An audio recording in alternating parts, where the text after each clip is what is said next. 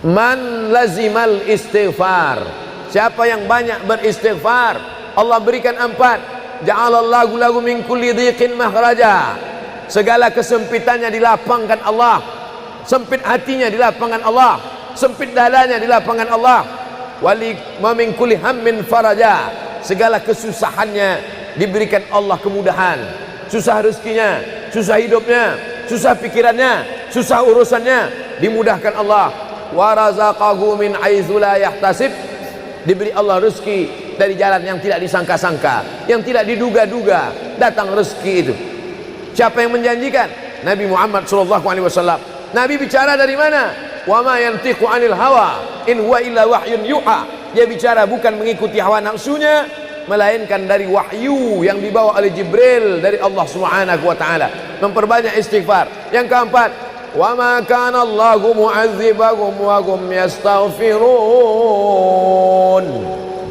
Allah tidak akan menurunkan azab wa hum yastaghfirun selama mereka mampu beristighfar. Oleh sebab itu, kenapa tsunami tidak datang? Kenapa gunung tidak meletus? Kenapa air yang dari laut tidak naik ke darat? Kenapa tidak terjadi gempa bumi? Masih ada di Sidrap yang beristighfar. Masih ada orang yang bangun malam salat sunat taubat menjelang subuh. Wabil ashari yastaghfirun, menjelang azan subuh, di waktu sahur dia memperbanyak istighfar. Sependek-pendeknya astaghfirullah, agak panjang astaghfirullahalazim, lebih panjang astaghfirullahalazim alladzi la ilaha illa huwal hayyul qayyum wa atubu ilaih. Yang lebih afdal sayyidul istighfar, Allahumma anta rabbi la ilaha illa anta khalaqtani wa ana 'abduka wa ana 'ala 'ahdika wa wa'dika mastata'tu a'udzu bika min syarri ma sana'tu abu'u laka bi ni'matika 'alayya wa abu'u bi dhanbi faghfirli fa innahu la yaghfiru dzunuba illa anta. Dibaca dia setelah subuh, dijaga Allah sampai zuhur.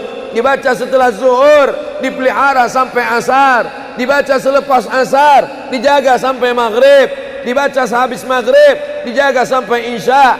Dibaca habis isya, dijaga sampai subuh. Allahumma anta rabbi la ilaha illa anta khalaqtani wa ana 'abduka, aku hambamu, wa ana 'ala ahdika, aku dalam perjanjian denganmu, wa wa'dika, aku dalam MOU denganmu, mastata'tu, sesuai kemampuanmu. Abu ulaka bi ni'matika alayya, aku datang menghadapmu dengan nikmatmu, nikmat mata, nikmat telinga, nikmat otak, nikmat hati, nikmat buah pinggang, nikmat kaki, nikmat tangan. Wa abu bi dzambi, tapi justru aku datang membawa dosa. Aku datang membawa nikmat, tapi justru aku datang membawa dosa. Dosa telinga, dosa mata, dosa lidah, dosa hati. Mestinya aku datang membawa nikmat, datang membawa pahala. Wa abu bi dzambi, tapi justru aku datang membawa dosa. Tapi aku yakin dan percaya, fa innahu la yaghfiru dzunuba illa anta, tak ada yang bisa mengampunkan segala dosa kecuali engkau. Di musim pandemi yang selama ini selesai sholat hanya 3 kali saja. Assalamualaikum warahmatullah, assalamualaikum warahmatullah, astaghfirullahaladzim, astaghfirullahaladzim, astaghfirullahaladzim. Diperbanyak istighfar. Wallahi, kata Nabi Muhammad SAW, Nabi bersumpah, wallahi demi Allah, inilah astaghfiru ila rabbi wa atubu ilaih, aku beristighfar kepada Allah, aku bertaubat kepada Allah mi'ata marrah, 100 kali sehari semalam. Jadi kita pun bisa beristighfar 100 kali sehari semalam. Kalau kita hitung jari kita ini sendinya ada 20, 1, 2, 3, 4, 5, 6, 7, 8, 9, 10, 11, 12, 13, 14, 15, 16, 17, 18, 19, 20. 20 sendi. Habis sholat kita isi 20 istighfar, habis subuh 20, habis zuhur 20, habis asar 20, habis maghrib 20, habis isya 20, ditambah doa 20, ditambah tahajud 20, ditambah witir 20, ditambah bangun tidur malam 20. Hanya sekali putaran tulang-tulang sendi. Kata Nabi, likulli sulama minkum sedekah, setiap tulang-tulang sendi ini mesti ada sedekahnya. Apa maksud sedekah tulang sendi? Sedekah orang kaya dengan uangnya, sedekah kita dengan sedekah tulang sendi. Astaghfirullahalazim, astaghfirullahalazim, astaghfirullahalazim, astaghfirullahalazim, astaghfirullahalazim. Allah menjanjikan balasan-balasan yang disampaikan oleh Nabi Muhammad sallallahu alaihi wasallam. Tapi di antara yang paling afdal di antara zikir ini semua adalah afdalul zikri la ilaha illallah. Tidak ada zikir yang paling afdal daripada la ilaha illallah. Maka kita baca la ilaha illallah, la ilaha illallah, la ilaha illallah, ditutup dengan kalimatu haqqin 'alaiha nahya, dengan itu kita hidup, wa 'alaiha namutu, dengan itu kita mati, wa bi'anu ba'su, dengan itu kita akan dibangkitkan di padang mahsyar. Hidupnya dengan la ilaha illallah, matinya dengan la ilaha illallah. Kenapa disebut hidupnya dengan la ilaha illallah? Karena waktu awal hidupnya ayahnya mengazankan ke telinganya, asyhadu an la ilaha illallah. Itulah makna alaiha nahya, dengan itu kita hidup. Kenapa disebut alaiha namutu, dengan itu kita mati? Karena matinya ditalqinkan ke telinga sebelah kanan, la ilaha illallah. Matinya pun dengan la ilaha illallah. Wa bi'anu ba'su, nanti dia dibangkitkan di padang mahsyar juga dengan kalimat la ilaha illallah. Tapi jangan lupa, orang yang hanya berkata la ilaha illallah tidak diakui Islamnya. Orang yang hanya berkata la ilaha illallah tidak diterima amalnya sebelum dia sepasang dengan Muhammadur Rasulullah. Oleh sebab itu maka solawat, apalagi hari ini hari Jumat, Sayyidul Ayyam, kata Nabi, perbanyaklah solawat pada hari Jumat. Allahumma salli ala Sayyidina Muhammad wa ala ali Sayyidina Muhammad. Allahumma salli ala Sayyidina Muhammad wa ala ali Sayyidina Muhammad. Allahumma salli ala Sayyidina Muhammad wa ala ali Sayyidina Muhammad. Khusus pada hari Jumat. Hari yang lain kita berselawat, tapi pada hari Jumat maka kita perbanyak solawat, solawat, solawat, solawat. Inna salatakum ma'rudatun alayya. Solawat kamu dari rumah kamu, dari tempat kamu bersolawat. Solawat orang sidrap dibawa ke Masjid Nabawi. Salawat orang sidrap dibawa ke makam Nabi. Allahumma salli ala Sayyidina Muhammad dari Masjid Agung Sidrap dibawa ke Masjid Nabawi di kota Al-Madinah Al-Munawwarah. Lalu kemudian sahabat bertanya, kaifa salatuna ma'rudatun alaika wa qad arimta? Bagaimana salawat kami dibawa ke makammu padahal engkau sudah mati, meninggal dunia? Bukankah orang yang mati itu tidak hidup? Bukankah orang mati itu dimakan cacing tanah? Apa jawab Nabi? Innallaha harramal arda ajsadal anbiya. Allah mengharamkan tanah memakan jasad para nabi. Jadi sahabat Nabi itu rasional. Sahabat Nabi itu berpikir. Sahabat Nabi itu bukan hanya diam. Sahabat Nabi itu bukan hanya nerima saja. Sahabat Nabi itu bertanya, bagaimana mungkin salawat kami bisa dibawa ke makammu padahal kau sudah mati dimakan cacing tanah? Nabi menjawab, innallaha harramal arda ajsadal anbiya. Allah mengharamkan tanah memakan jasad para nabi.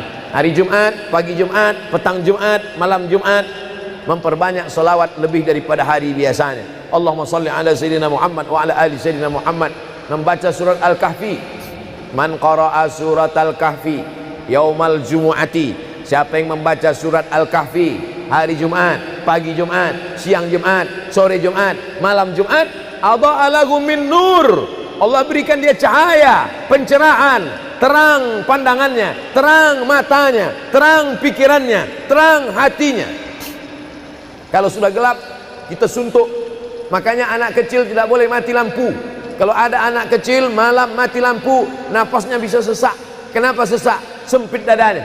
Itu maknanya kalau Allah kasih kita terang cahaya karena membaca surat Al-Kahfi hari Jumat.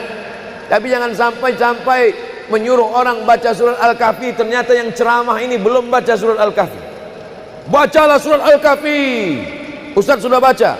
Oh, saya ngajak aja. Enggak. Sebelum ceramah saya baca dulu. Malam Jumat, tadi malam. Habis sholat tahajud, duduk, baca surat Yasin, baca surat Al-Kahfi. Supaya waktu menyampaikannya plong. Karena kalau kita hanya menyuruh saja tidak mengamalkannya, terasa di dalam hati. Bacalah surat Al-Kahfi. Pembohong. Oleh sebab itu saya mengajak, tapi saya sudah baca duluan. Man qara'a surat Yasin lailatal Jum'ah. Siapa yang membaca surat Yasin malam, tidak hanya malam Jumat. Man qara'a Yasin fi lailatin, tak ada disebut malam Jumat. Siapa yang baca surat Yasin pada suatu malam, malam Senin, malam Selasa, malam Rabu, malam Kamis, malam Ahad, malam Jumat, ghufira lahu, asbaha maghfuran lah.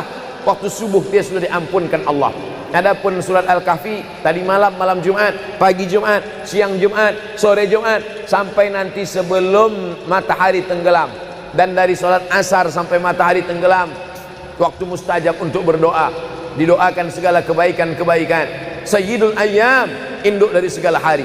Berapa banyak orang amat sangat ingin hidup di hari ini, tapi meninggal kemarin sore. Berapa banyak amat sangat ingin hidup di bulan ini, tapi sudah didahului oleh ajal, janji kepada Allah Subhanahu wa taala. Jangan ada sedetik pun waktu yang sia-sia, yang kosong hampa, tanpa kita isi dengan amal kepada Allah Subhanahu wa taala. Man shalla alayya salatan, siapa yang bersolawat satu kali, sallallahu alaihi biha asyra, Allah balas 10 kebaikan. Huttan anhu asyara sayiat, ditutupi 10 kesalahan. Wa rufi'at lahu asyara darajat, dinaikkan 10 darajat tingkatan kemuliaan. Satu kali salawat 10 dosa diampunkan, 10 kebaikan pahala dituliskan, 10 derajat kemuliaan diangkat, dinaikkan di hadapan Allah Subhanahu wa taala. Oleh sebab itu maka hari ini kita perbanyak solawat, pertemuan solawat, berjumpa dengan orang bersolawat. Dan kita memang melakukan tradisi-tradisi itu. Ketika ada orang mau menikah bersolawat, anaknya akikah bersolawat, acara walimah bersolawat, khotib khutbah Jumat kalau tidak bersolawat batal Jumatnya. Orang yang sedang sholat kalau dia tidak bersolawat, menurut mazhab Syafi'i batal sholatnya. Orang yang berdoa kalau tidak bersolawat, doanya tergantung tidak dikabulkan Allah. Majlis kita kalau tidak ada selawat, maka majlis itu berubah menjadi majlis antanajifah, majlis mangkai, majlis busuk, majlis berbau. Oleh sebab itu tidak ada cara lain menolak ini semua adalah dengan cara bersolawat, solawat dan solawat. Itu poin yang ketiga. Poin yang keempat, di antara menjauhkan kita dari bala ini, tolak bala ini adalah shadaqatus sirri tadfa'u mitatas su'. Sodakoh menolak bala, mati su'ul khotimah. Makanya dulu kita ada istilah sodakoh tolak bala, sodakoh menolak musibah, sodakoh menolak bencana, sodakoh menolak wabah. Oleh sebab itu maka yang selama ini biasa bersedekah kepada anak yatim, biasanya menyambut Ramadan, jangan lagi tunggu bulan Ramadan, datangi rumah anak yatim, makan mereka, sembako beras mereka, masukkan ke dalam karung 10 kilo, gula sekilo, minyak sekilo, susu saset, ikan sarden, masukkan, berikan. Ini dengan niat menolak segala musibah, segala bencana, segala wabah. Orang-orang yang mati itu kalau dia ditanya Allah Subhanahu wa taala, hai mayit, hai orang yang mati, seandainya ku kasih kau hidup lagi, mau apa tidak? Mereka amat sangat ingin hidup. Apa kata mereka? Kami ingin hidup. Laula akhartani ila ajalin qarib, kasihlah kami hidup ya Allah qarib, sebentar, sekejap, semenit, sedetik saja. Kalau aku kasih kau hidup, kau mau apa? Kata Allah. Mereka menjawab, dalam Al-Quran diceritakan, laula akhartani ila ajalin qarib, kalau kau kasih aku hidup walaupun sedetik saja, fa as-saddaqa, aku mau bersedekah ya Allah. Kenapa orang mati itu tidak berkata, kasih aku hidup sedetik saja, aku mau haji dan umrah? Tidak ada. Kasih aku sedetik saja, aku mau pergi berjihad? Tidak. Kasih aku sedetik saja, aku mau sholat sepanjang malam? Tidak. Mereka mengatakan, fa'as-saddaqa, aku mau bersedekah. Mengapa orang mati itu kalau dihidupkan mau bersedekah? Dijawab oleh para ulama, karena haji dan umrah balasannya nanti setelah hisab masuk surga. Al-hajjul mabrur, haji yang mabrur, laisa lahu jaza illal jannah, balasannya surga. Tapi sedekah balasannya sudah didapatkan ketika dikubur. Begitu mati masuk kubur langsung dapat balasan sedekah. Itulah makanya kata Nabi, idza matal insan, kalau manusia mati, inqata'a, putus amalnya. Tapi ada yang tak putus, shadaqatun jariyah, sedekah yang mengalir. Belum bangkit dari kubur, belum padang mahsyar, belum hisab, belum timbangan amal, belum meniti titian siratal mustaqim, balasannya sudah nampak. Itu kehebatan sedekah dibandingkan amal yang lain. Oleh sebab itu sedekah ini luar biasa. Shadaqatus sirri tadfa'u mitatas su', sedekah menolak mati su'ul khatimah, sedekah menolak bala.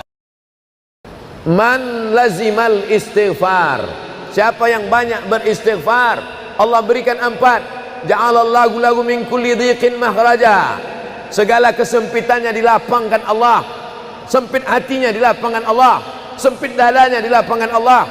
Wali wa min kulli hammin faraja, segala kesusahannya diberikan Allah kemudahan, susah rezekinya, susah hidupnya, susah pikirannya, susah urusannya dimudahkan Allah. Wa razaqahu min haitsu la yahtasib, diberi Allah rezeki dari jalan yang tidak disangka-sangka, yang tidak diduga-duga datang rezeki itu. Siapa yang menjanjikan? Nabi Muhammad SAW. Nabi bicara dari mana?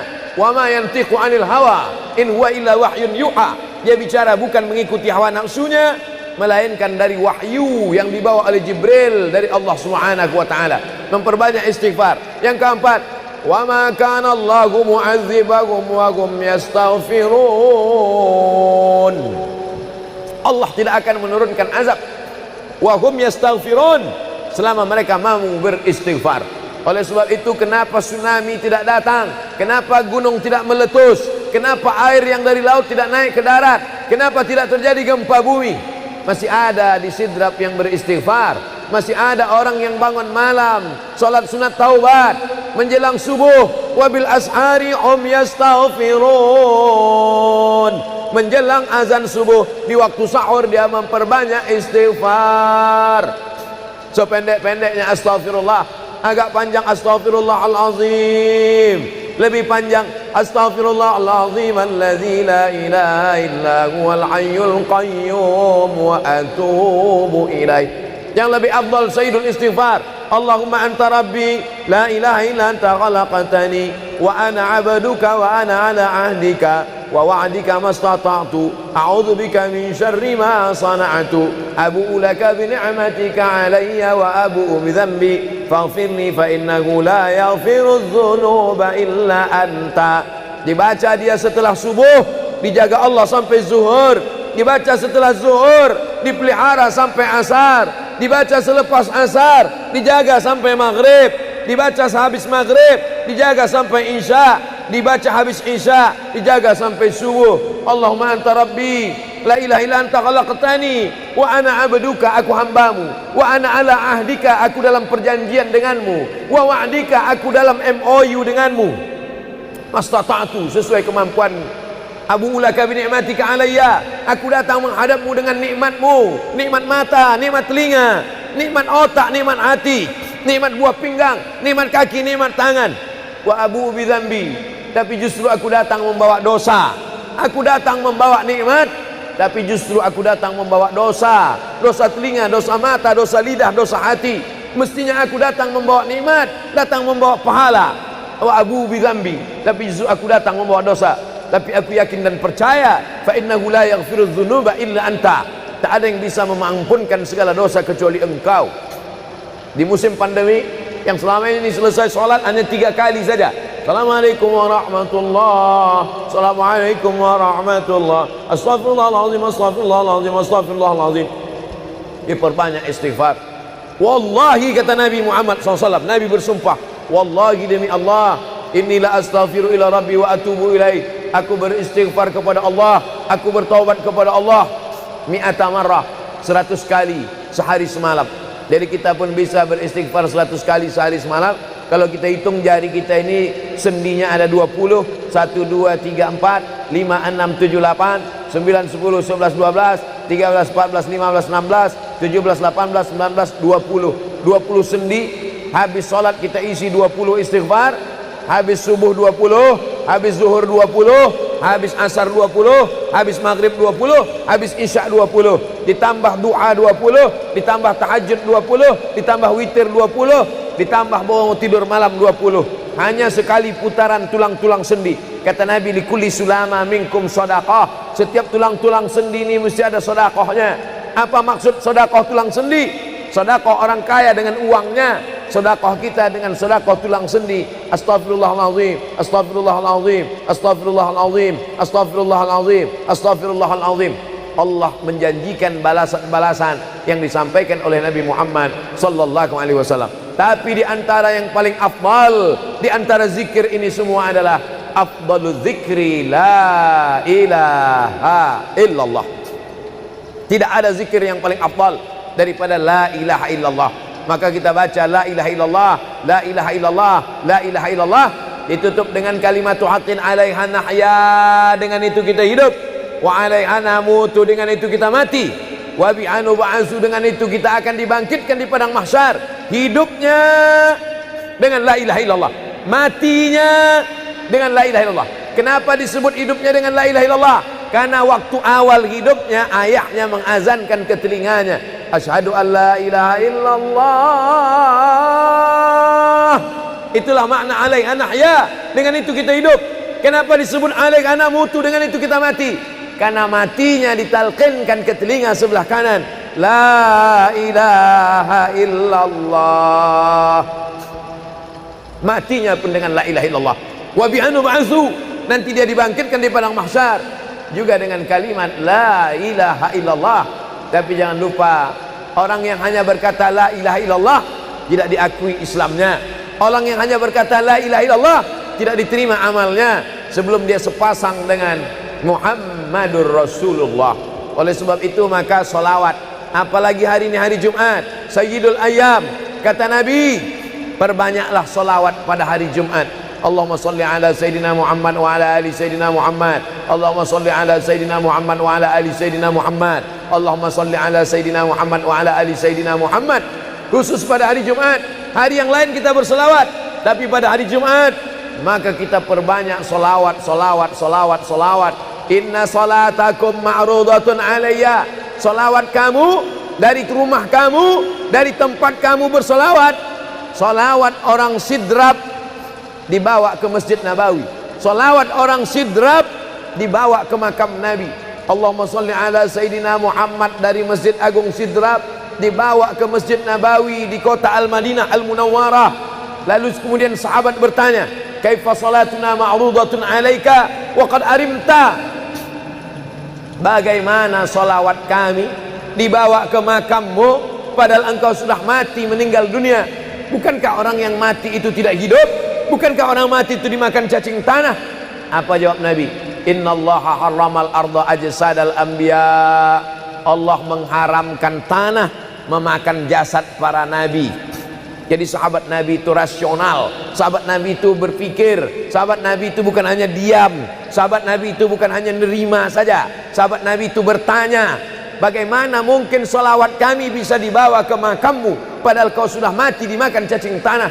Nabi menjawab, innallaha harramal arda ajsadal anbiya. Allah mengharamkan tanah memakan jasad para nabi.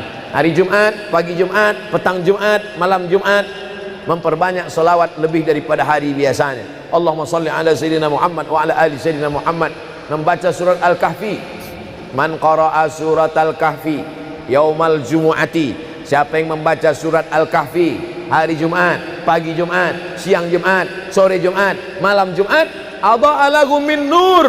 Allah berikan dia cahaya, pencerahan, terang pandangannya, terang matanya, terang pikirannya, terang hatinya. Kalau sudah gelap, kita suntuk. Makanya anak kecil tidak boleh mati lampu. Kalau ada anak kecil malam mati lampu, nafasnya bisa sesak. Kenapa sesak? Sempit dadanya. Itu maknanya kalau Allah kasih kita terang cahaya karena membaca surat Al-Kahfi hari Jumat. Tapi jangan sampai menyuruh orang baca surat Al-Kahfi, ternyata yang ceramah ini belum baca surat Al-Kahfi. Bacalah surat Al-Kahfi. Ustaz sudah baca? Oh, saya ngajak aja. Enggak. Sebelum ceramah saya baca dulu. Malam Jumat, tadi malam. Habis sholat tahajud, duduk, baca surat Yasin, baca surat Al-Kahfi. Supaya waktu menyampaikannya plong. Karena kalau kita hanya menyuruh saja tidak mengamalkannya, terasa di dalam hati. Bacalah surat Al-Kahfi. Pembohong. Oleh sebab itu saya mengajak, tapi saya sudah baca duluan. Man qara'a surat Yasin lailatal Jum'ah. Siapa yang membaca surat Yasin malam, tidak hanya malam Jumat. Man qara'a Yasin fi lailatin, tak ada disebut malam Jumat. Siapa yang baca surat Yasin pada suatu malam, malam Senin, malam Selasa, malam Rabu, malam Kamis, malam Ahad, malam Jumat, ghufira lahu, asbaha maghfuran lah. Waktu subuh dia sudah diampunkan Allah. Adapun surat Al-Kahfi tadi malam, malam Jumat, pagi Jumat, siang Jumat, sore Jumat, sampai nanti sebelum matahari tenggelam. Dan dari salat asar sampai matahari tenggelam, waktu mustajab untuk berdoa, didoakan segala kebaikan-kebaikan. Sayyidul Ayyam, induk dari segala hari.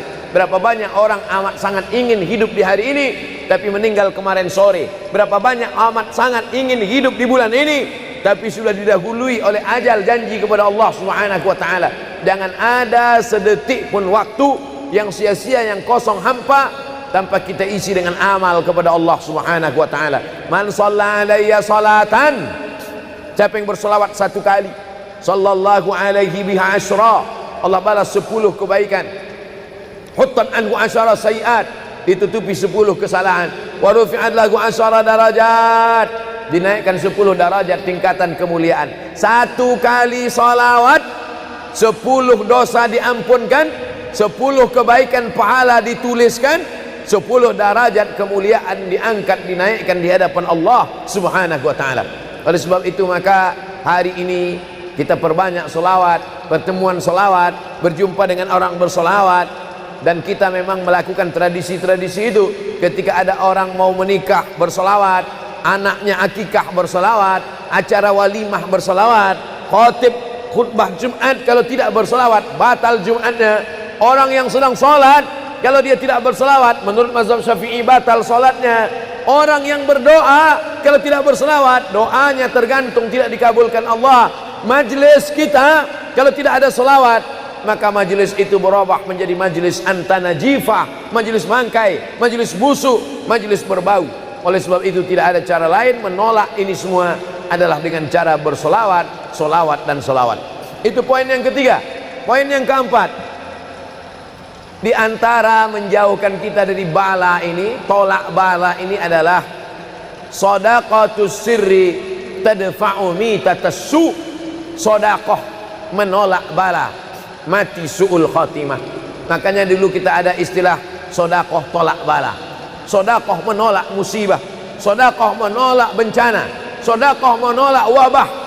Oleh sebab itu maka yang selama ini biasa bersedekah kepada anak yatim, biasanya menyambut Ramadan, jangan lagi tunggu bulan Ramadan, datangi rumah anak yatim, makan mereka, sembako beras mereka, masukkan ke dalam karung 10 kilo, gula sekilo, minyak sekilo, susu saset, ikan sarden, masukkan, berikan. Ini dengan niat menolak segala musibah, segala bencana, segala wabah. Orang-orang yang mati itu kalau dia ditanya Allah Subhanahu wa taala, hai mayit, hai orang yang mati, seandainya ku kasih kau hidup lagi, mau apa tidak? Mereka amat sangat ingin hidup. Apa kata mereka? Kami ingin hidup. Laula akhartani ila ajalin qarib, kasihlah kami hidup ya Allah qarib, sebentar, sekejap, semenit, sedetik saja. Kalau aku kasih kau hidup, kau mau apa? Kata Allah. Mereka menjawab, dalam Al-Quran diceritakan, laula akhartani ila ajalin qarib, kalau kau kasih aku hidup walaupun sedetik saja, fa as-saddaqa, aku mau bersedekah ya Allah. Kenapa orang mati itu tidak berkata, kasih aku hidup sedetik saja, aku mau haji dan umrah? Tidak ada.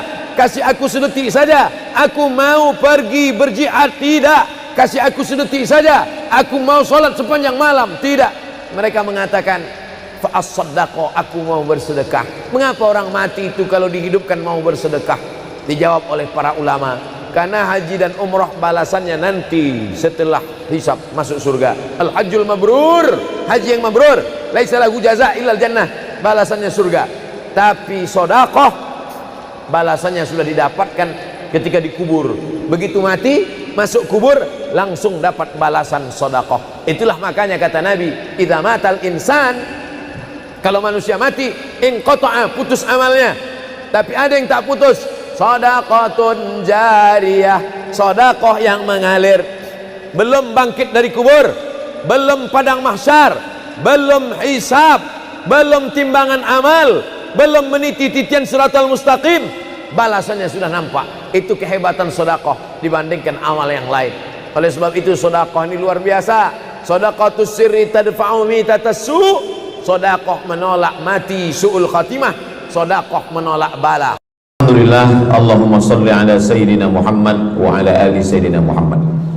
Kullu amrin zibalin, semua amal yang baik, walam yubda' bihamdillah, kalau tidak diawali dengan alhamdulillah, pujian kepada Allah, fahuwa aqta', maka amal itu putus. Makna putus, putus sampai di dunia saja, tak boleh dibawa sebagai bekal menghadap Allah. Maka kita ingin amal kita malam ini tidak putus, maka kita awali dengan alhamdulillahi rabbil alamin. Setiap majelis kalau tidak disebut namanya, maka majelis itu antanajifah, majelis yang busuk, majelis bau, majelis bangkai. Maka kita sebut namanya, Allahumma salli ala Sayyidina Muhammad wa ala ali Sayyidina Muhammad. Laisa minna, bukan golongan kami, kata Nabi SAW. Man lam yarham saghirana, sesiapa yang tidak sayang kepada budak anak kecil, walam ya'rif syarafa kabirina, tidak hormat kepada orang tua, maka dia tidak diperakui sebagai umat Nabi Muhammad SAW. Semua anak-anak muda-muda, belia-belia yang saya sayangi, para alim ulama, tuan-tuan guru, datuk-datuk, datin-datin, semua yang berhadir ini insyaallah dimuliakan Allah Subhanahu wa taala. Amin ya rabbal alamin. Tajuk kita malam ini 8 keutamaan orang yang bersedekah menurut Al-Qur'an dan sunnah Nabi Muhammad sallallahu alaihi wasallam.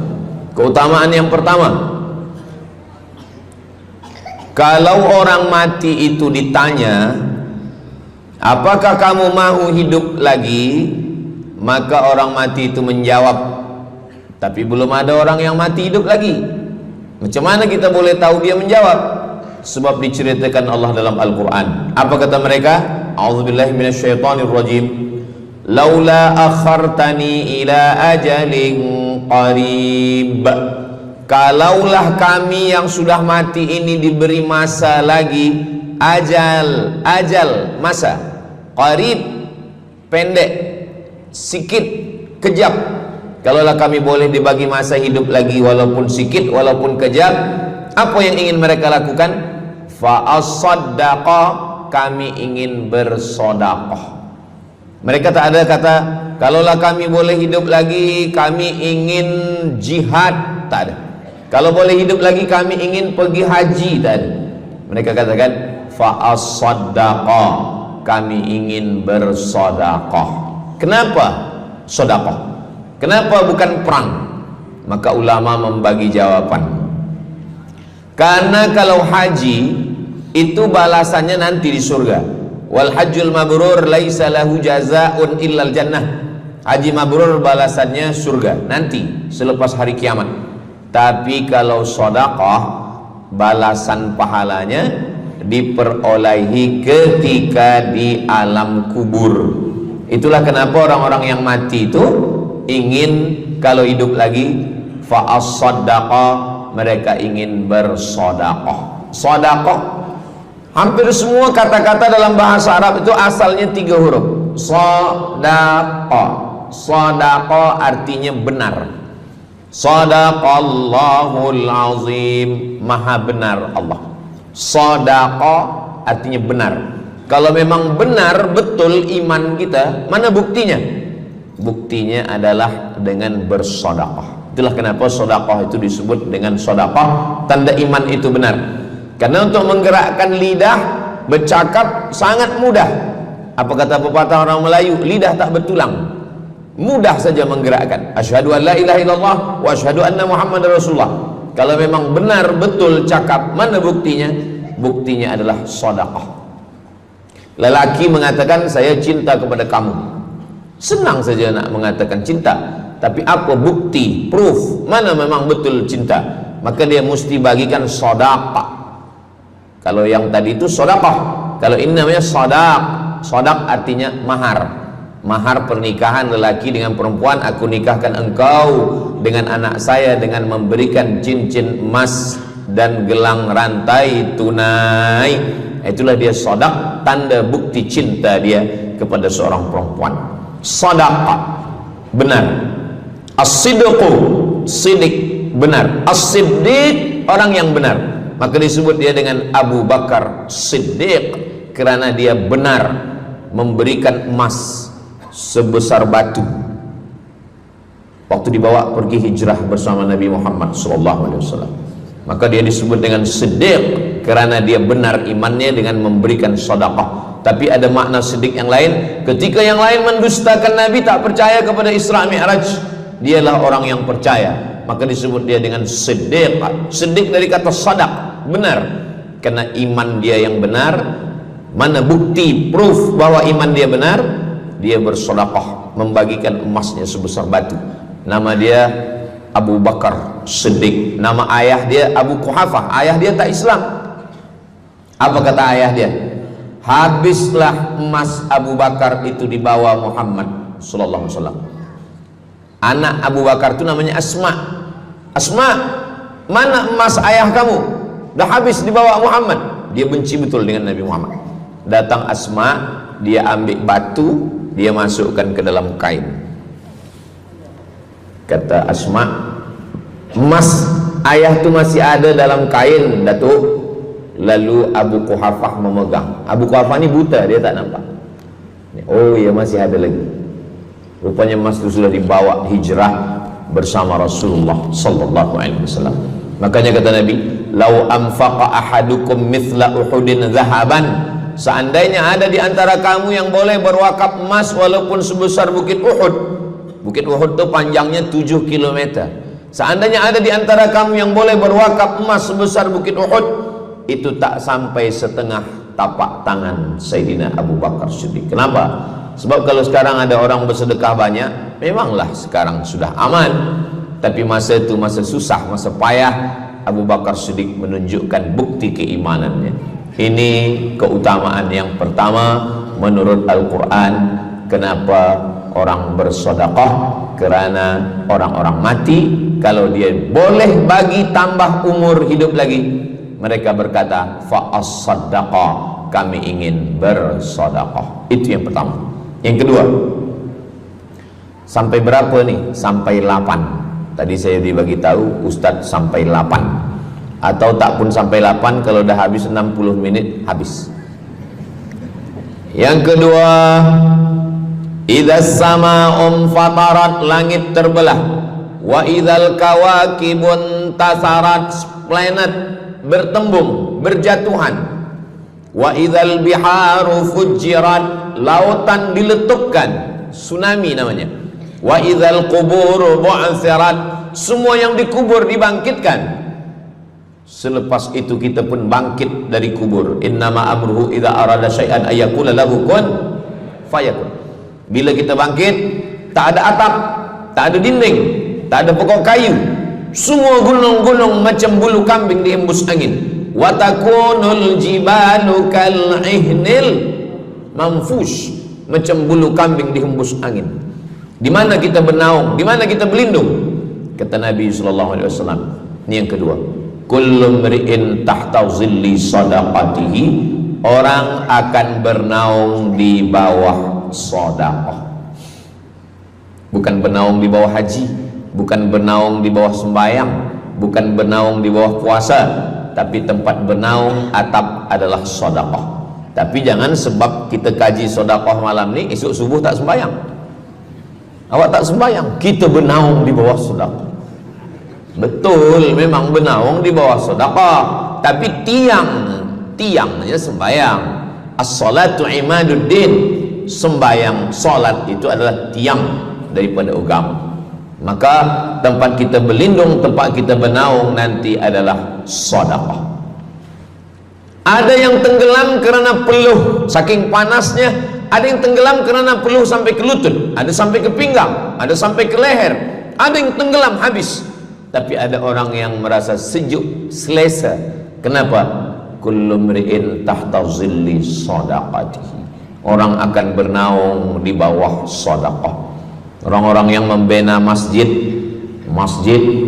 macam mana mahalnya masjid, jutaan ringgit, maka ketika dia mati menghadap Allah Subhanahu wa taala, semua kepanasan, semua terik matahari sejengkal dari ubun-ubun kepala, tapi ada orang yang tahta zilli sadaqatihi, dia akan bernaung di bawah sedekah.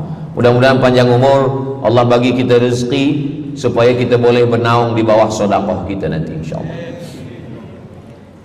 Kita masa siang 12 jam, malam 12 jam, tapi di akhirat nanti 50 alfasanah, 50.000 tahun, belum tentu lagi diputuskan di pengadilan Allah Subhanahu wa taala.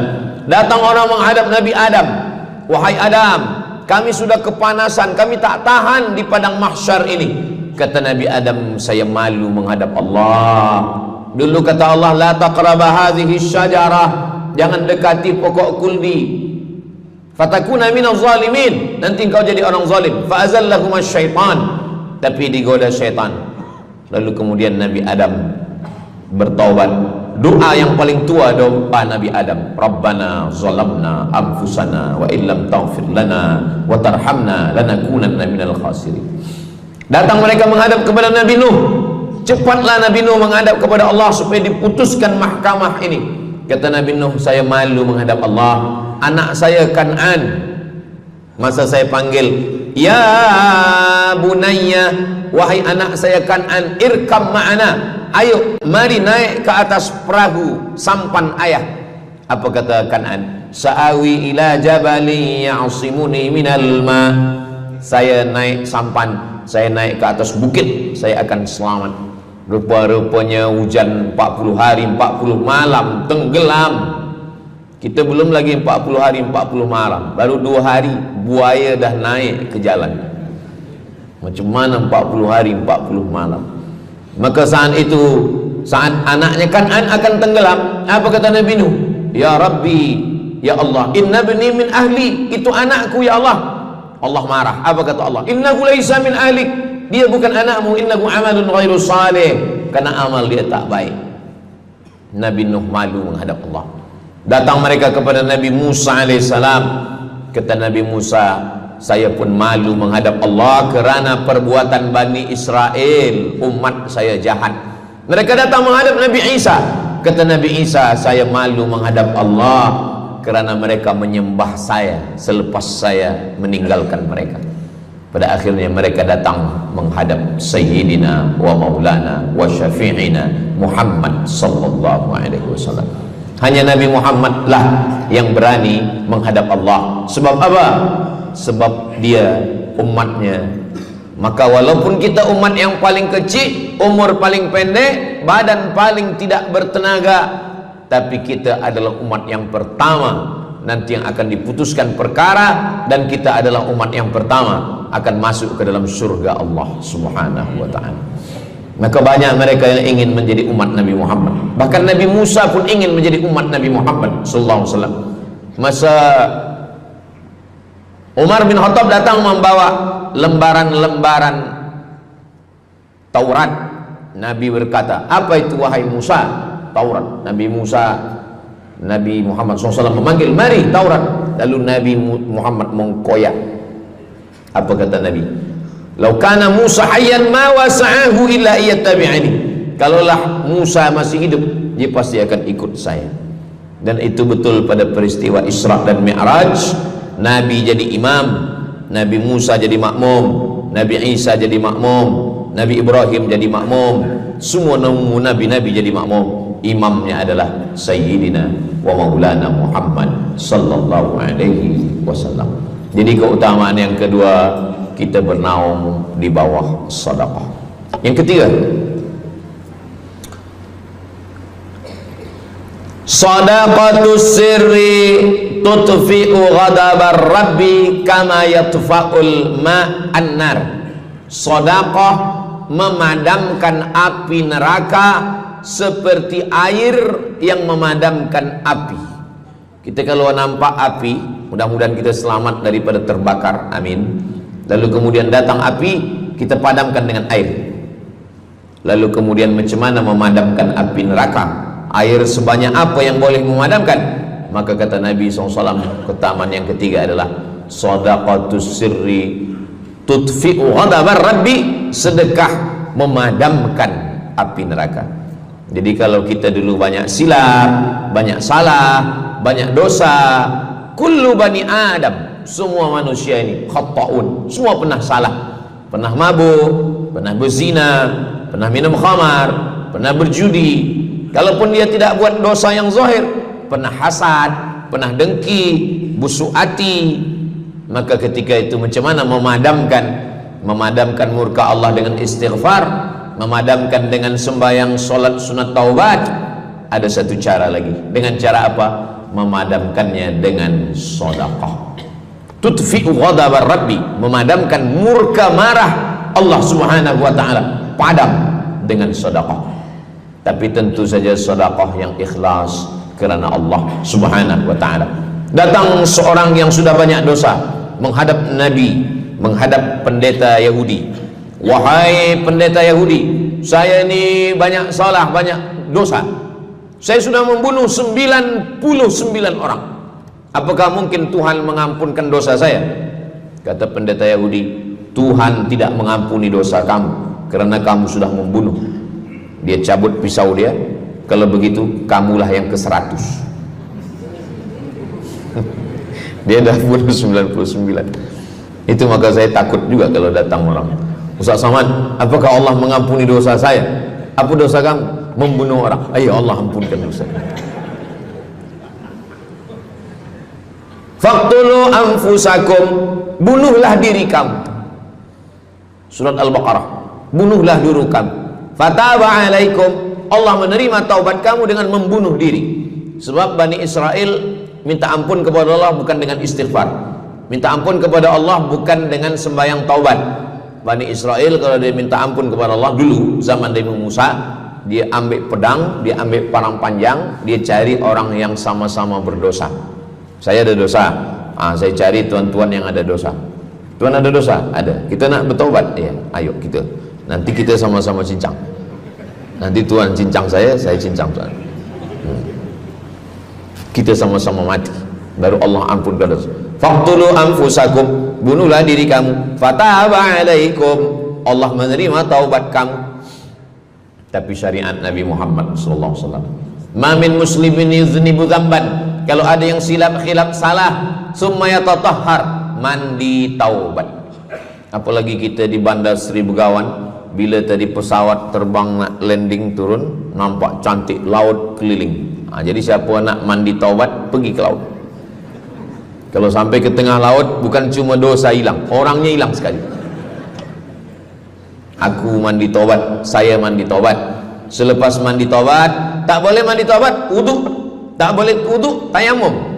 Selepas itu sembahyang sunat taubat, usolli sunnatat taubat raka'ataini lillahi ta'ala. Dosanya perlu sebut, jangan sebut. Ada seorang lelaki, maaf, nafsu dia tinggi.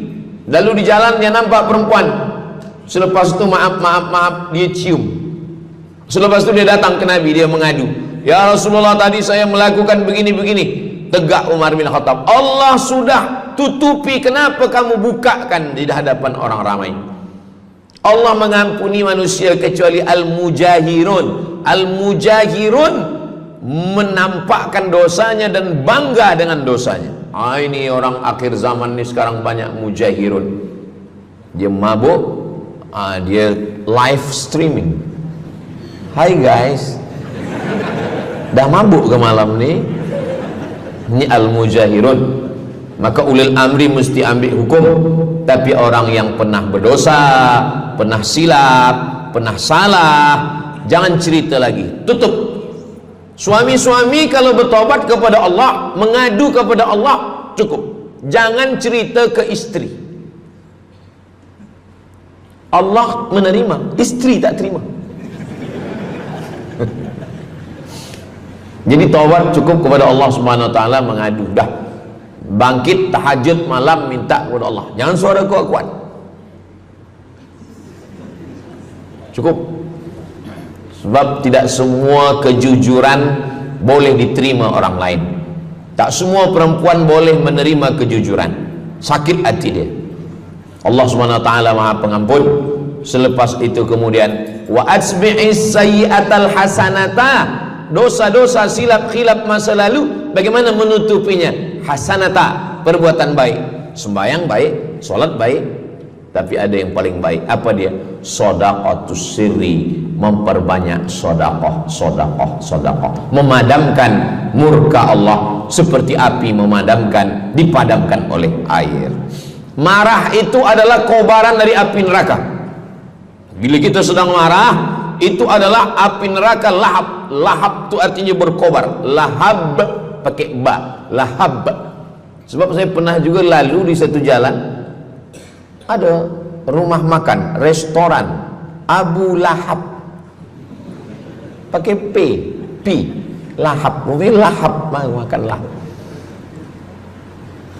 Allah Subhanahu wa taala memadamkan murkanya. Inna rahmati sabaqat ghadabi, rahmatku lebih cepat daripada murkaku. Memang Allah marah, tapi ketika dia berbagi kepada orang lain, dia tutupi dosanya di masa yang lalu. Syarat taubat 3. Yang pertama, an-nadamu fil qalbi, menyesal dalam hati.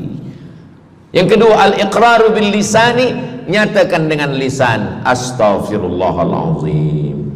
Yang ketiga, al-itmaru alla ya'uda ilaihi abadan, tekad saya tidak akan buat lagi sampai mati. Namanya taubat nasuha. Nasuha, 3 huruf. Nasoha artinya menyaring madu. Datang orang memanjat pokok kayu, dia ambil parang panjang, dia potong sarang lebah jatuh ke bawah, disaring dengan kain tipis, lalu kemudian tersangkut di atas kain. Lilinnya tersangkut, lebahnya tersangkut, anak lebah tersangkut, rantingnya tersangkut, dahannya tersangkut, maka keluarlah madu. Itu bahasa Arabnya namanya nasuha. Apa makna nasuha? Menyaring dosa-dosa sehingga yang tinggal hanya amal soleh, yang sampah-sampah tersangkut. Sekarang susah nak minum madu yang asli, banyak palsu. Macam mana Ustaz, saya ni suka spesial minum madu, apa tanda madu ni asli? Bawa pulang ke rumah, kalau istri marah itu asli.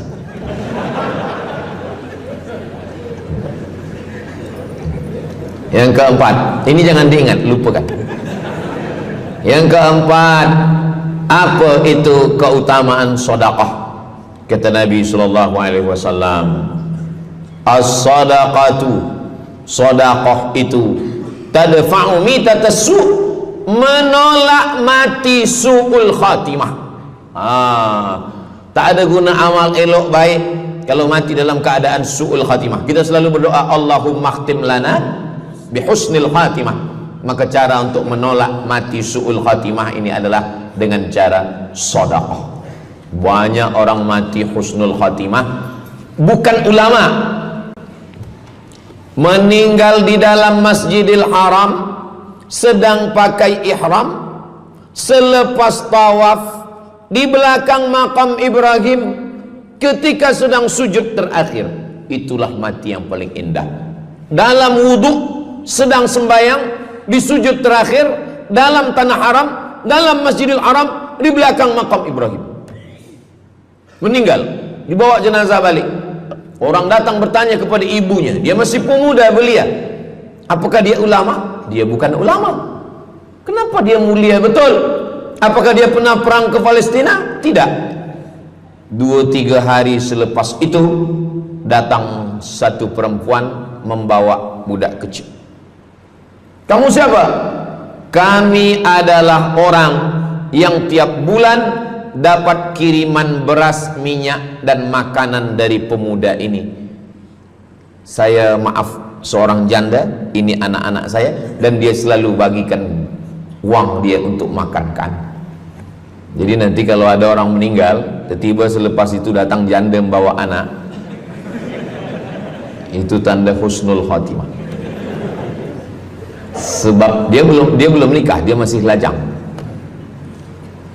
Allah menunjukkan bahwa kalau engkau berbuat sedekah, maka Allah Subhanahu wa taala memberikan keutamaan husnul khatimah. Bukan setakat diselamatkan dari su'ul khatimah, tapi mendapatkan husnul khatimah. Ada seorang dari Maghribi, dari Maroko, Mesir, Libya, Tunisia, Algeria, Maghribi. Orang Maghribi ini bermimpi. Dalam mimpinya dia berjumpa dengan Nabi Muhammad SAW. Kata Nabi, engkau pergi ke Saudi Arabia, cari di kampung ini, nanti engkau jumpai seorang pemuda, sampaikan salamku kepada dia, katakan dia penghuni surga. Malam pertama mimpi, iya ke? Tidak ke? Jangan-jangan syaitan. Tak betul. Malam kedua mimpinya sama. Engkau pergi ke Saudi Arabia, datangi kampung ini, jumpai seorang pemuda namanya si fulan, bagi tahu ke dia, salamku untuk dia, sampaikan kepada dia bahwa dia penghuni surga. Nah, 2 kali. Ini udah agak kuat. Tunggu 3 kali, sampai 3 malam mimpinya sama. Akhirnya orang Maghrib ini terbang dari Casablanca sampai ke Jeddah. Dari Jeddah dia cari kampung yang disebut dalam mimpi. Sampai itu dia cari pemuda. Adakah di kampung ini seorang pemuda namanya si fulan? Betul. Dia tengok, biasa saja. Bukan ulama, bukan macam Musa Abdul Somad. Tak mungkin mimpi salah 3 kali betul-betul. Lalu disampaikan kepada dia, fulan, saya 3 malam bermimpi Rasul SAW menyampaikan salam kepada engkau. Assalamualaikum. Kata Nabi, engkau adalah penghuni surga. Dia pun terkejut. Saya bukan ulama, saya orang biasa. Apa amal kamu? Sembahyang saya biasa saja, puasa sunat saya biasa saja. Hanya saja saya tak pernah menyimpan hasad dendam, dan saya selalu membagikan uang kepada fakir miskin, anak yatim dan du'afa. Selepas mendapatkan itu dia pun menangis, dia pun bersedih karena dia merasa dia tak layak dicintai, karena dia merasa banyak silap, banyak salah. Rupanya rahmat Allah itu turun bukan kepada orang yang alim tapi sombong, bukan kepada orang yang kaya tapi takbur, tapi kepada orang yang hatinya hancur berkeping karena takut kepada Allah Subhanahu wa ta'ala. Selepas itu dia pun meninggal dalam keadaan husnul khatimah setelah mendapatkan janji dari Rasulullah sallallahu alaihi wasallam. Apa maknanya?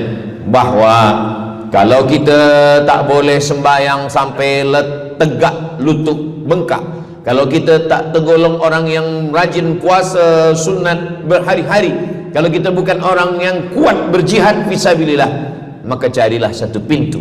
Pintu itu bernama babus sedekah. Karena banyak yang sudah melaluinya dan mereka dimuliakan Allah, diselamatkan daripada su'ul khatimah. Yang ke berapa? Kelima. Saya sebetulnya ingat, saya nak cuba aja. Kalau jamaah masih ingat, itu maknanya mereka masih konsen lagi, masih sedar. Kalau dah terserah Ustaz lah nama berapa, kami pun dah nak balik ke dalam. Yang kelima, dawu mardakum bis sadaqah. Yang kelima, dawu mardakum bis sadaqah. Obati orang yang sakit di antara kamu dengan sedekah. Datang seorang lelaki yang lututnya bernanah menemui Imam Abdurrahman ibnu Mahdi. Wahai Imam Abdurrahman bin Mahdi, lutut saya ni bernanah tak sihat-sihat.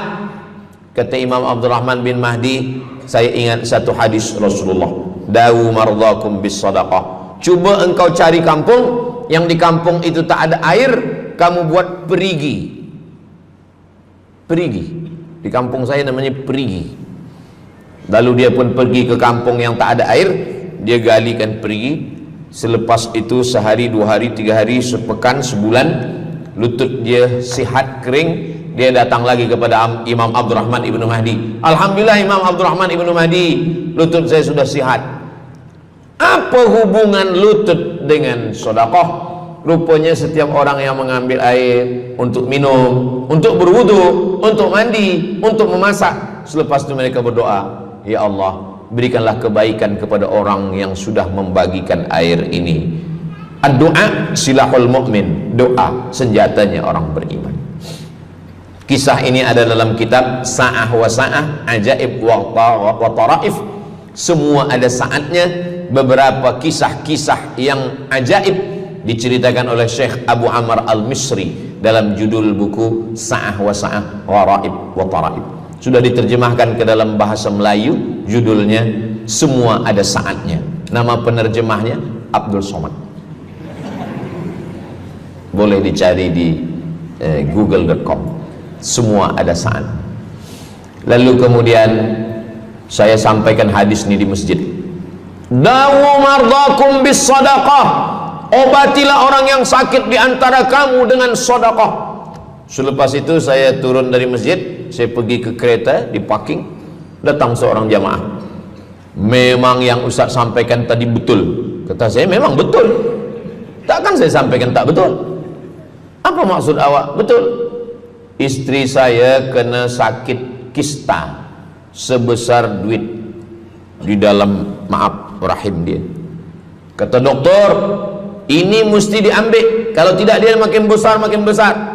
Tapi kalau diambil, dicabut, operate, nanti akan, maaf cakap, tercabut rahim sekali. Dan kalau rahim tercabut, maka nanti tidak boleh mengandung. Mendengar itu istrinya menangis, suaminya tersenyum. Yang senyum budak kecil pula. Lalu kemudian rupanya istri dia tahu tentang hadis Nabi, dawu mardakum bis sadaqah. Obatilah orang yang sakit dengan bersedekah. Maka dia pun bersedekah, bersedekah, bersedekah, bersedekah. Selepas itu mereka pergi lagi medical check up ke hospital. Sampai di hospital dicek USG, rupanya kista itu makin kecil, kecil, kecil, kecil dan hilang. Doktor tu pula bertanya balik, awak makan apa? Saya makan nasi, kata dia. Minum apa? Minum teh tarik. Saya amalkan hadis Nabi Muhammad SAW, dawu mardakum bis sadaqah. Kata doktor, awak tak perlu operate dan ini tidak perlu dibelah, dan rahim awak masih boleh mengandung. Istrinya tersenyum, lakinya pula menangis. Begitulah Allah Subhanahu wa taala. Syekh Abu Amr Al-Misri bercerita tentang seorang perempuan di Saudi Arabia. Dia pergi ke Amerika. Kata doktor di Amerika, kamu sudah balik ke rumah, makan kenyang, tidur lelap. Nanti kalau puan-tuan pergi hospital, lalu dokter bercakap, balik ke rumah, makan kenyang, tidur lelap, itu maknanya malaikat maut dah dekat, tak ada obat. Maka dia pun balik ke Saudi Arabia, dia ambil harta dia, dia sedekah, dia sedekah, dia sedekah, dia sisa dia bagikan baki sikit untuk ahli waris. Selepas itu last kali dia pergi lagi ke Amerika, last medical check up. Apa kata doktor di Amerika? Kami sudah cek, kamu sihat wal afiat. Banyak sekali orang-orang yang diberikan Allah Subhanahu wa taala keutamaan dengan sedekah, mukjizat bahwa Nabi SAW sudah meninggal dunia, tapi mukjizatnya masih ada sampai akhir zaman ini. Di antaranya adalah dawu mardakum bis sadaqah, obatilah orang yang sakit di antara kamu dengan bersedekah. Yang ketujuh, yatsba'ul mayyita salasun, yang mengiringi mayat orang mati ke liang lahat ada tiga. Yang pertama mal, bahasa Arabnya mal, orang kita menyebut mall, harta. Yang mengiringi manusia ke liang lahat, yang pertama maluhu, harta. Yang kedua ahluhu, istri, anak, menantu, kawan, jiran, sahabat. Yarji'usnani, yang dua ni balik ke rumah, anak balik, istri balik, kereta balik, semua balik. Wa yabqa wahidun, yang kekal hanya satu. Apa dia? Yang kekal hanya satu, itulah dia sedekatuhu. Sedekahlah yang kekal. Itulah kenapa orang-orang meninggal dunia. Kita di atas dunia ini, kata Nabi, baina sittin wa sab'in. Kita hidup di atas dunia ini antara sittin, 60, sab'in, 70. 60, 70, 60, 70. Kalau umur 30, ada berjumpa jamaah umur 30 yang dia soal, dah berbini ke? Nabi ni belum. Oh. Awak dah menikah? Belum. Apa belum nikah lagi? Kejap lagi Ramadan. Takkan jaga subuh? Macam mana nak sembahyang? Macam mana nak sahur? 30. Bila 40, soalan sudah berubah. Saya ni diabetes, saya ni kolesterol, saya ni. Bila masuk 50, dah mula tanya, saya ni rabun, tak nampak lagi. Bini pun kadang tak nampak. Bini orang nampak. Bila 60, mendengar tazkirah Ustaz Somad, kunci satu, jangan tersinggung. Ada beberapa jamaah tersinggung, balik meninggal. Bukan kerana tersinggung, memang ajal dah sampai.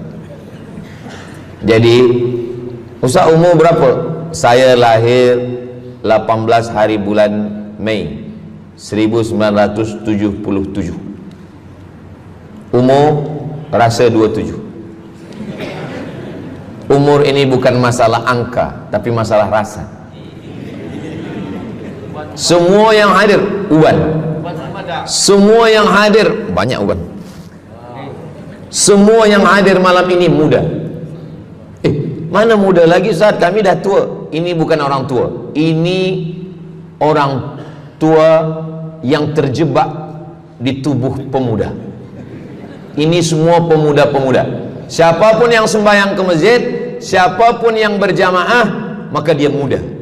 Siapapun yang tidur di rumah tak sembahyang, dia sudah tua. Lautan kan kuseberangi, gunung kan kudaki, masjid kulalui. Ini orang tua semua. Jadi tua dan muda itu bukan masalah usia, bukan masalah umur, tapi masalah perasaan kita. Saya kalau ditanya orang, umur Ustaz berapa? Qamariyah apa Syamsiah? Muharram Safar apa Januari Februari? Jadi masalah umur ini insyaallah kita semua dibagi Allah kesihatan. Amin ya rabbal alamin. Yang sakit-sakit diangkat Allah penyakitnya. Amin. Jadi kata Nabi sallallahu alaihi wasallam, semuanya tinggal, wa yabqa wahidun, yang tinggal hanya satu, wa amaluhu, di antara amal adalah sedekah. Itu yang ketujuh. Nabi meninggal umur 63 tahun. Abu Bakar Siddiq 63 tahun. Imam Syafi'i lahir 150, meninggal 204. Imam Syafi'i lahir di Gaza, Palestina. Semoga Allah menolong saudara kita di Palestina. Imam Syafi'i lahir di Palestina, di Gaza 150 Hijrah. Meninggal di Fustat, Kahirah, Mesir 204. Imam Syafi'i umurnya hanya 54 tahun. 50, muda. Tapi Imam Syafi'i berada di alam barzah 204, sekarang sudah 1447, 1447 tahun. Apa maknanya? Berarti Imam Syafi'i di alam kubur sudah 1200 tahun. Soalan, lebih lama di atas tanah atau di dalam tanah? Lebih lama di alam barzah. Di alam rahim 9 bulan 10 hari. Di alam dunia 63 tahun kalau sampai. Di alam kubur menunggu hari kiamat. Imam Syafi'i sudah 1200 tahun. Tapi setiap detik, setiap menit, setiap jam, dari maghribi sampai ke Nusantara, semua orang menyebut nama Syafi'i, Syafi'i, Syafi'i, Syafi'i. Setiap kampung ada nama orang Syafi'i, setiap kawasan ada nama orang Syafi'i. Begitulah mulianya Imam Syafi'i. Kita, seandainya kita mati, berapa lama lagi kita di alam barzah? Dulu ada yang mengatakan kiamat 2012, rupanya tak jadi. Kan ada filmnya, kiamat 2012, Steven Spielberg. Tak jadi. Yas'alunaka 'anis sa'ati ayyana mursaha. Mereka bertanya kepadamu tentang hari kiamat. Qul, katakan, la ya'lamuha illa, yang tahu hanya Allah Subhanahu wa ta'ala. Pikirkan, kalau kita mati, apa yang akan mengalir? Rumah kita dijual anak kita, dibagi-bagi kepada ahli waris. Kereta kita dijual semuanya. Tapi orang yang membina masjid di Brunei Darussalam, masjid dah cantik-cantik, besar-besar, elok-elok. Tadi kami cerita tentang Muslim yang ada di Kamboja, yang ada di Vietnam, yang ada di Myanmar, kesusahan, kepayahan, yang ada di Palestin. Itu kalau kita tolong, mengalir sampai hari kiamat. Kita fikirkan apa yang akan mengalir selepas kita mati menghadap Allah Subhanahu wa ta'ala. Di antara yang pasti mengalir, anak belum tentu. Waktu kita hidup dia soleh, selepas kita mati dia stres. Na'udzubillah. Mudah-mudahan anak-anak kita semua anak-anak yang soleh-soleh. Tapi yang pasti adalah sedekah. Maka kita siapkan sedekah menolong agama Allah Subhanahu wa ta'ala. Yang ke-8, kata Nabi sallallahu alaihi wasallam, idza matal insan, hadisnya ada dalam Sahih Muslim. Idza matal insan, ada orang yang membaca hadis ini idza mata ibnu Adam. Idza mata ibnu Adam itu terjemah, bukan bunyi teks. Bunyi teksnya idza matal insan, kalau manusia mati, inqata'a, putus. Tapi banyak yang salah faham tentang hadis nih. Kamu malam ni tak ada buat kenduri orang mati, tak ada baca doa, tak ada baca yasin, tak ada baca tahlil. Idza matal ibnu Adam, kalau manusia sudah mati, putus. Jangan kirim-kirim doa lagi.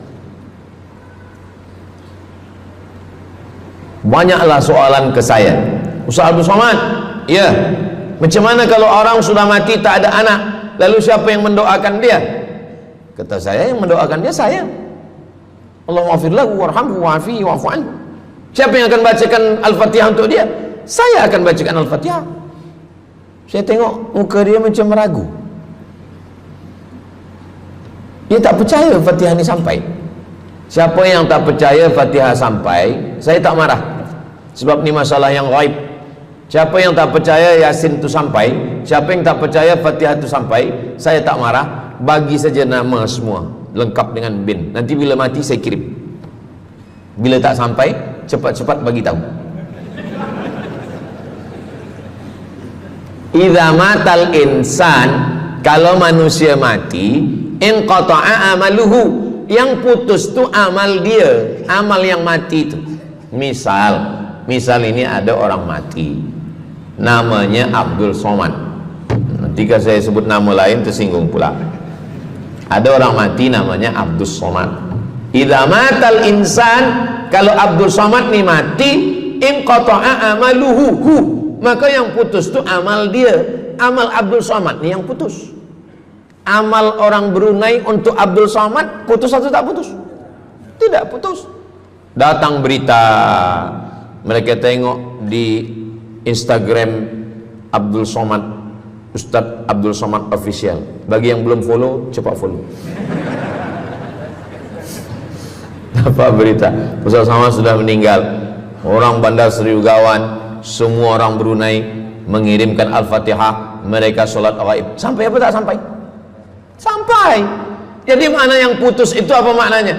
Amal dia putus, amal orang mati nih putus, amal orang hidup kepada yang mati tak putus. Saya bilang sekali lagi, yang putus itu amal orang mati. Amal orang mati putus. Apa maksud amal orang mati putus? Kepada muslimin muslimat, sila datang ke masjid yang akan membagi tazkirah almarhum Abdul Somad. Itu mana putus, mana boleh tazkirah lagi. Orang mati itu amalnya putus, tapi amal orang hidup untuk orang mati tidak putus. Kalau memang putus, kenapa ada amalnya yang tak putus? Ada amal dia yang tak putus. Ini Abdul Somad mati dia, amal dia semuanya putus, tapi ada amal dia yang tak putus. Pertama, shadaqatun jariyah. Sedekah itu kan amal dia, tak putus. Sedekah dia bina masjid dia, sedekah dia tahfiz Quran. Budak-budak tahfiz Quran itu menghafal Quran, jadi tuan guru, punya murid, punya pondok, maka tak putus. Amal dia tapi tak putus. Yang kedua, ilmun yuntafa'u bih, mengajar dia, diamalkan orang, tak putus. Waladun solihun, anak soleh. Anak soleh itu maksudnya, anak soleh itu kan amal dia. Nah, itu yang banyak orang yang tak paham. Macam mana amal soleh, macam mana amal soleh itu amal kita? Macam mana anak soleh itu amal kita? Kalau istri, mohon maaf, kalau istri awak cuma awak tengok saja, apakah mungkin dia hamil? Nah, itu dah payah betul dah menjelaskan.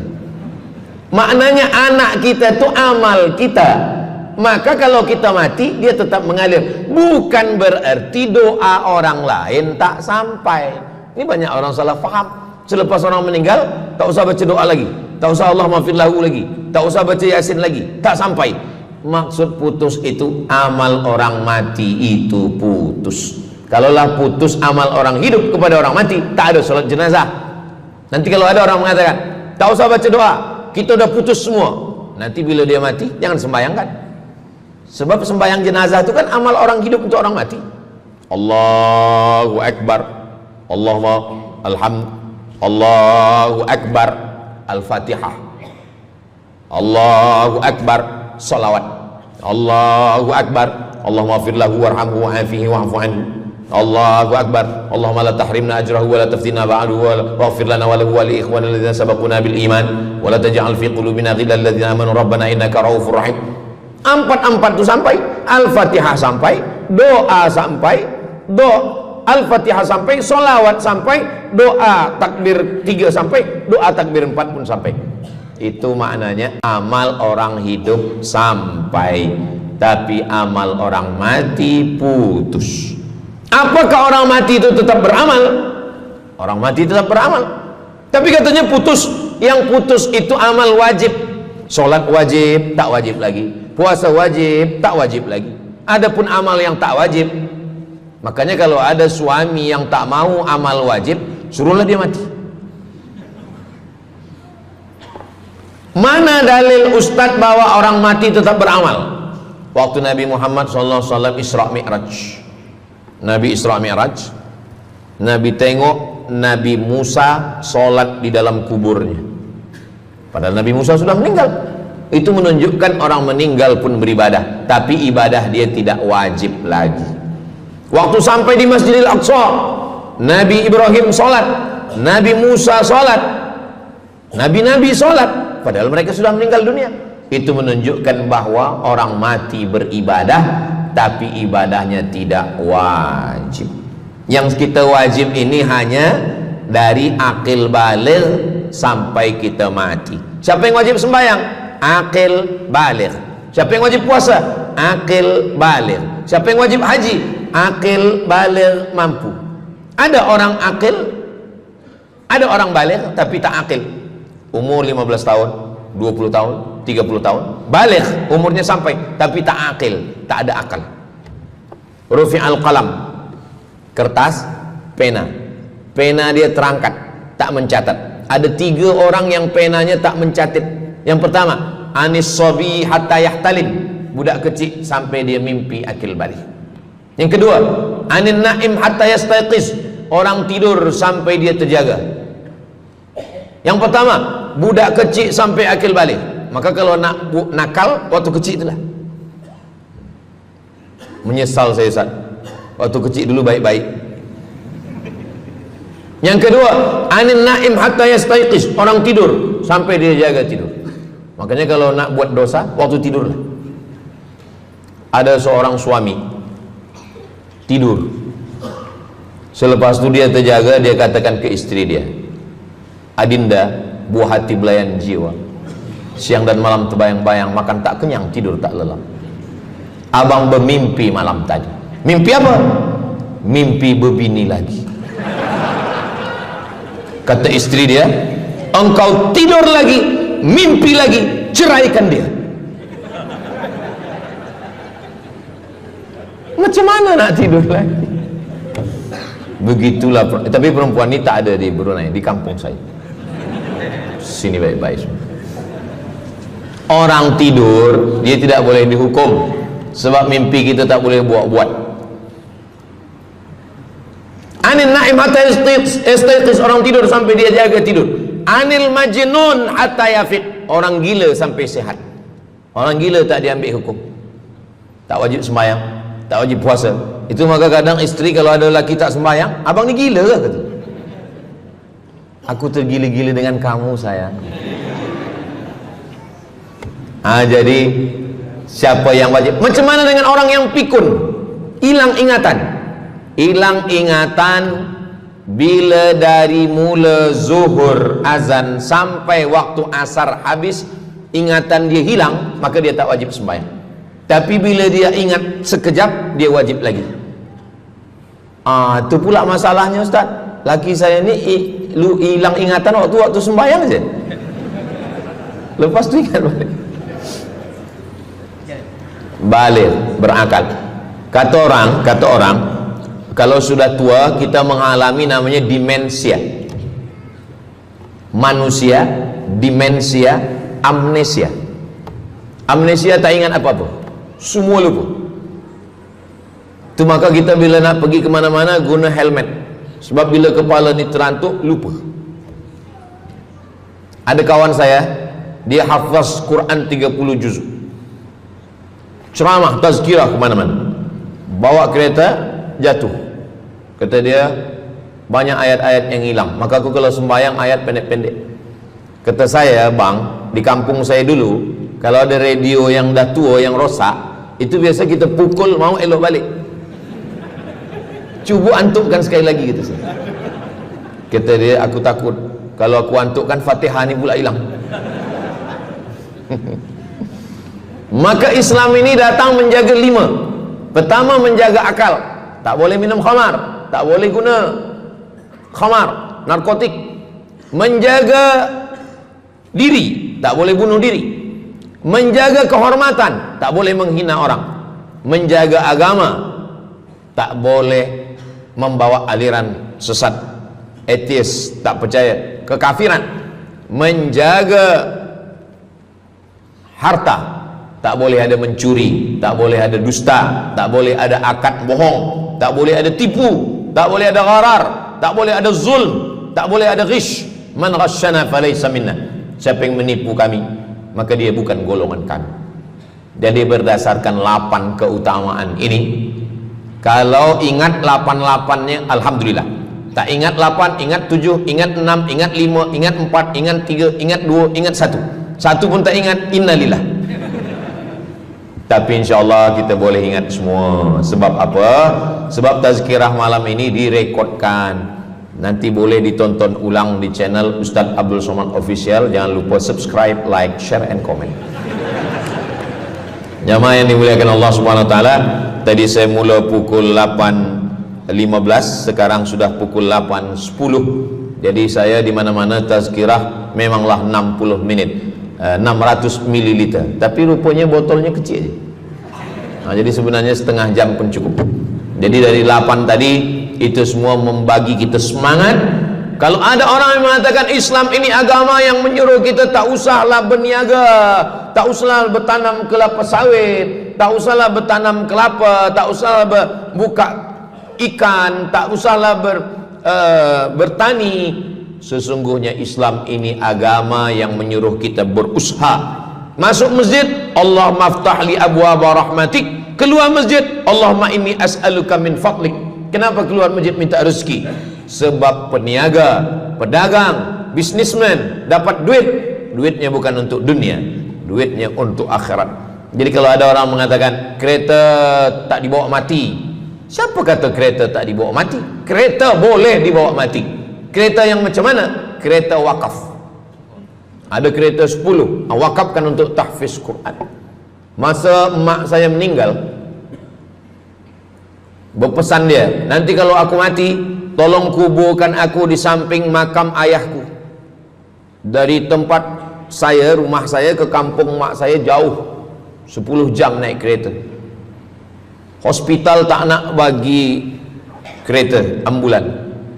Maka selepas itu saya azam dalam diri saya, nanti kalau ada duit, kita buatkan kereta wakaf ambulan.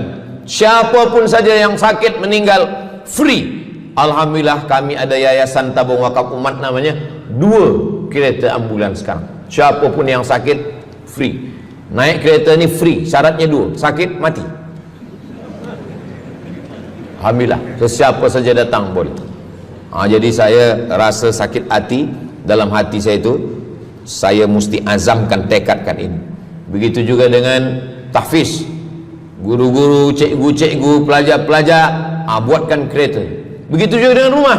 Apa kata orang? Untuk apa bina rumah elok-elok, rumah besar? Rumah tak dibawa mati. Rumah boleh dibawa mati. Rumah yang mana? Rumah tahfiz Quran.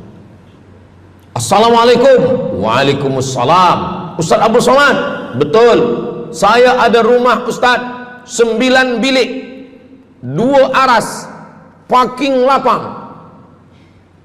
Rumah siapa? Tak tahu.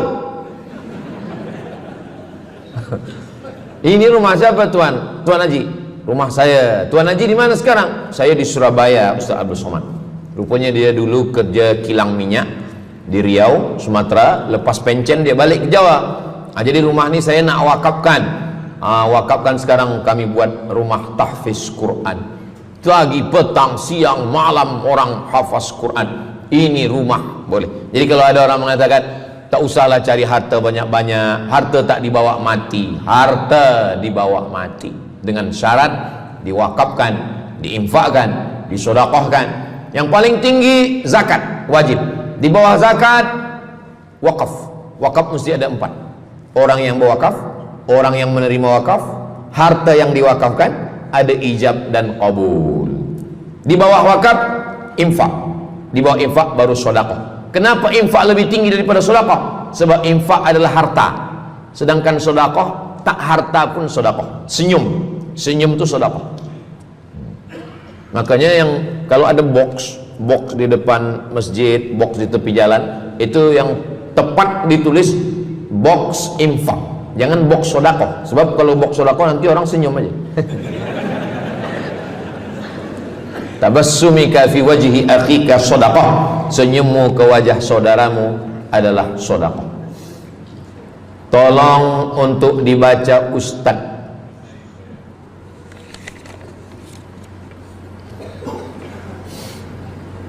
Seorang hamba yang ketika jahiliyah pernah mengambil hak orang dengan mengambil persen daripada uang infak.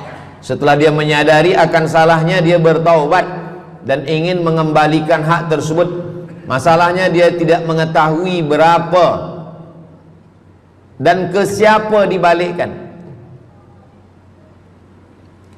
Kalau kita termakan terpakai duit yang kita tak tahu entah punya siapa, cuba ingat-ingat. Memang kalau masalah ini kadang kita lupa memang. Coba ingat tahun berapa. Sebab duit RM1 tahun 80 dengan 2025 tak sama nilainya, sebab ada inflasi ekonomi. Jadi coba ingat, tengok dengan harga emas. Tahun 80 berapa 1 gram emas, tahun 2025 berapa. Maka dihitungnya ke emas, bukan ke dolar, tapi kepada emas. Nah, selepas kita dapat harga emas, lalu kita balikkan. Misalkan tahun 80 100 ringgit itu 3 gram.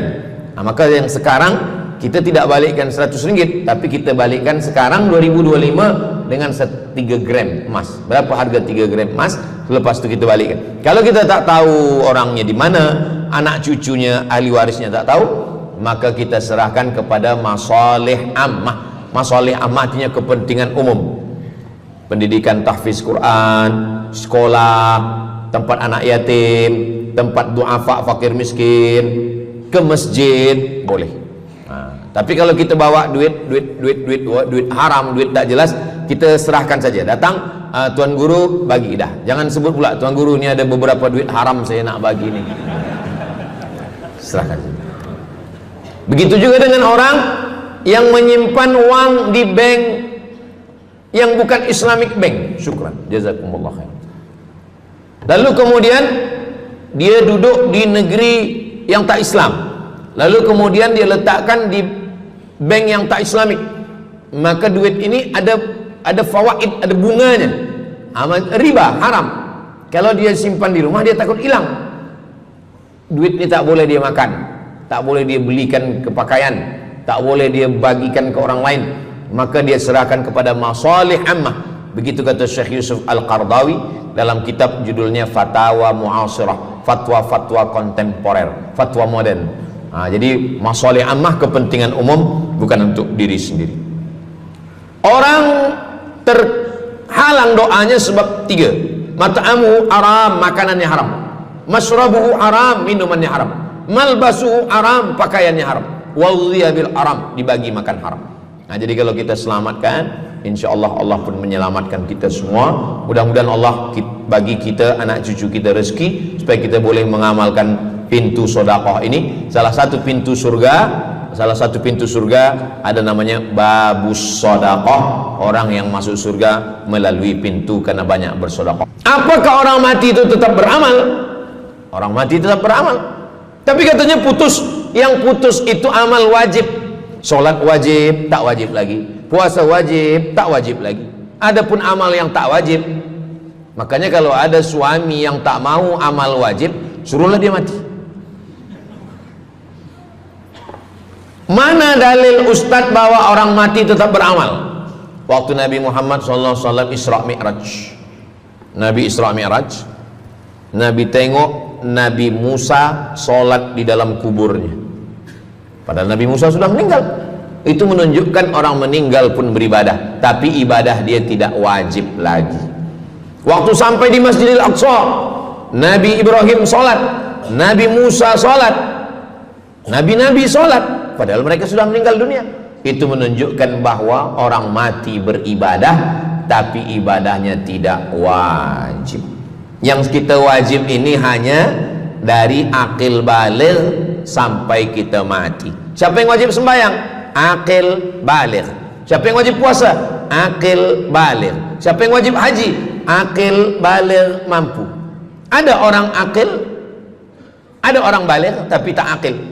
Umur 15 tahun, 20 tahun, 30 tahun, baligh umurnya sampai, tapi tak akil, tak ada akal. Rufi'al qalam, kertas, pena dia terangkat, tak mencatat. Ada 3 orang yang penanya tak mencatat.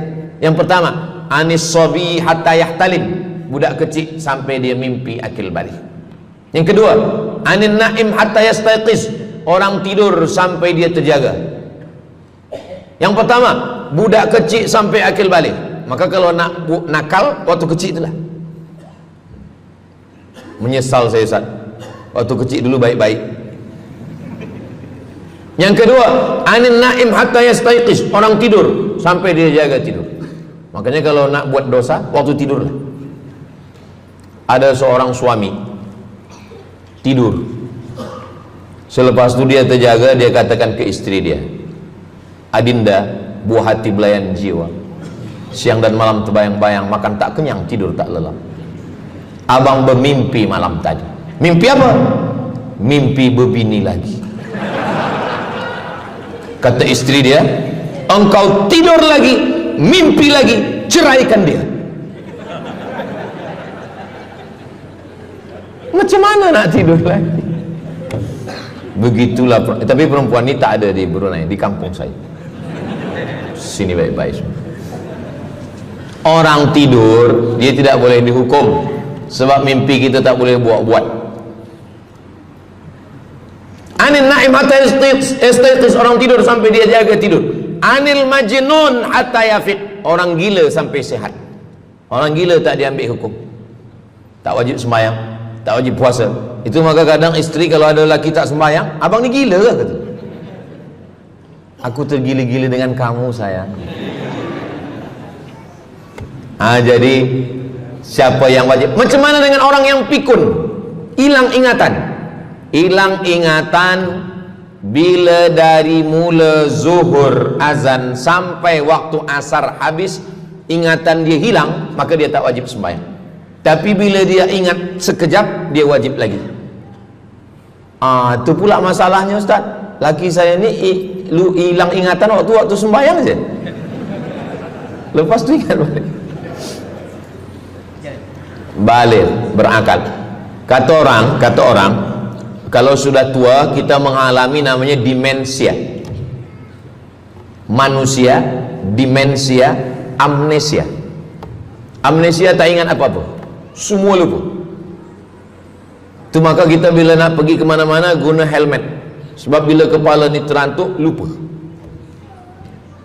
Ada kawan saya, dia hafaz Quran 30 juzuk, ceramah tazkirah kemana-mana, bawa kereta jatuh. Kata dia banyak ayat-ayat yang hilang, maka aku kalau sembahyang ayat pendek-pendek. Kata saya, bang, di kampung saya dulu kalau ada radio yang dah tua yang rosak, itu biasa kita pukul mau elok balik. Cuba antukkan sekali lagi, kata saya. Kata dia, aku takut kalau aku antukkan Fatihah ni pula hilang. Maka Islam ini datang menjaga 5. Pertama, menjaga akal.